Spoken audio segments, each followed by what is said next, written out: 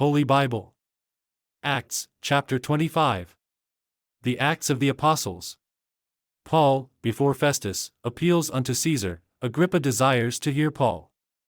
Chapter 25. Now when Festus was come into the province, after 3 days he ascended from Caesarea to Jerusalem.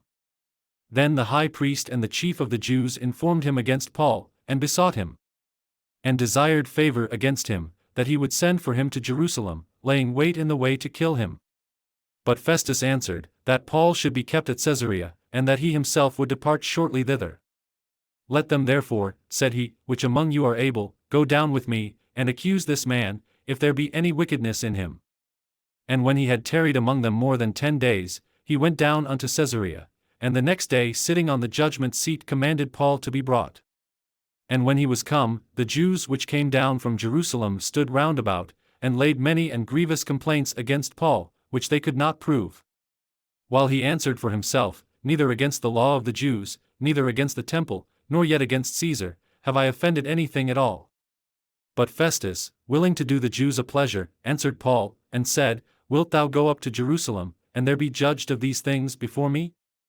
Then said Paul, I stand at Cæsar's judgment seat, where I ought to be judged. To the Jews have I done no wrong, as thou very well knowest.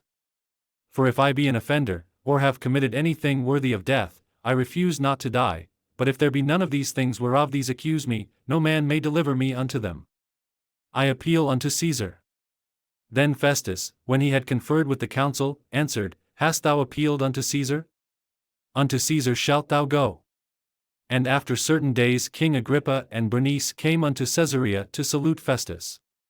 And when they had been there many days, Festus declared Paul's cause unto the king, saying, There is a certain man left in bonds by Felix, about whom, when I was at Jerusalem, the chief priests and the elders of the Jews informed me, desiring to have judgment against him.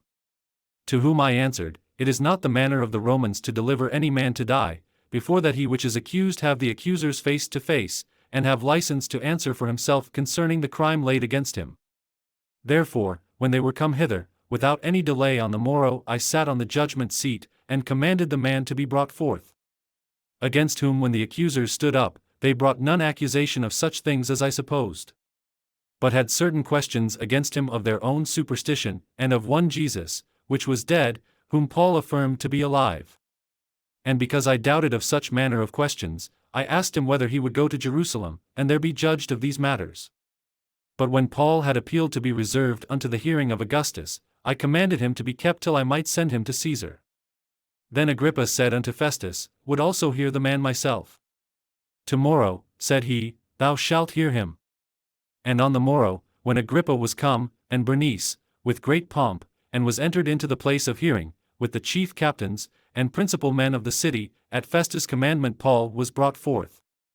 And Festus said, King Agrippa, and all men which are here present with us, ye see this man, about whom all the multitude of the Jews have dealt with me, both at Jerusalem, and also here, crying that he ought not to live any longer.